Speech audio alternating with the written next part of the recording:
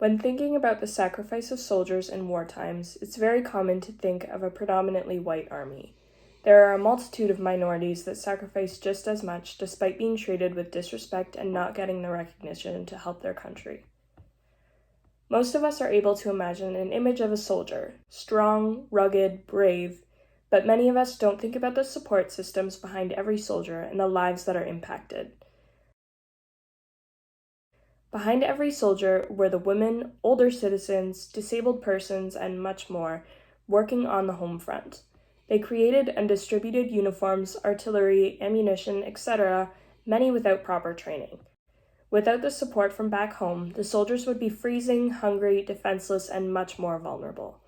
Indigenous peoples had a vast impact on the war, though their sacrifices often go unnoticed. The status of original peoples was the reason that they were allowed to become soldiers. Main contributions were on the battlefield alongside Indigenous women who formed Red Cross societies, organized patriotic leagues, sewed and knitted socks and sweaters for soldiers, and more. We will take time to recognize their contributions to peace, as oftentimes all their war efforts go unrecognized. Soldiers who were Asian were also faced with a lifetime of prejudice and discrimination during war times.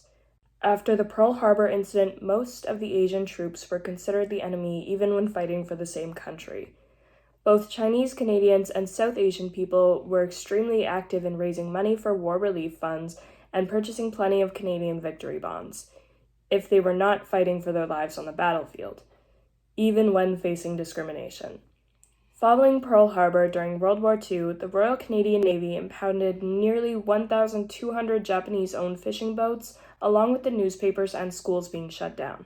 Japanese Canadians were taken to internment camps, and any items that could not be carried were seized.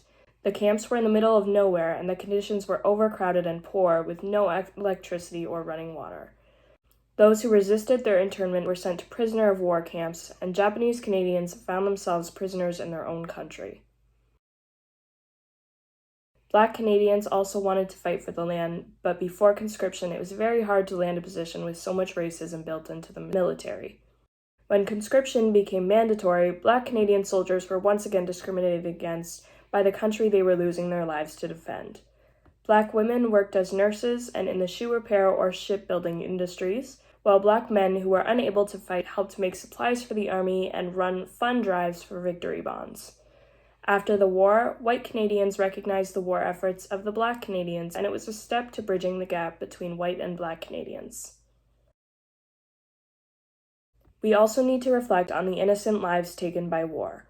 All of the trauma and suffering that was inflicted on soldiers extended to the victims who may not have been fighting and were still injured or killed. We think about the people who were unable to escape the areas where battles took place, the ones who didn't have access to weapons to defend themselves, the hostages that were taken, and all of the other people who had no involvement in the war yet were still killed. There are many more minorities that had major impacts on war and peace in Canada today. Even when faced with discrimination and injustice, they fought for the country they loved in the same way white soldiers did. In today's world, we tend to focus on the white Canadian military, but this year we challenge you to diversify what information you take in.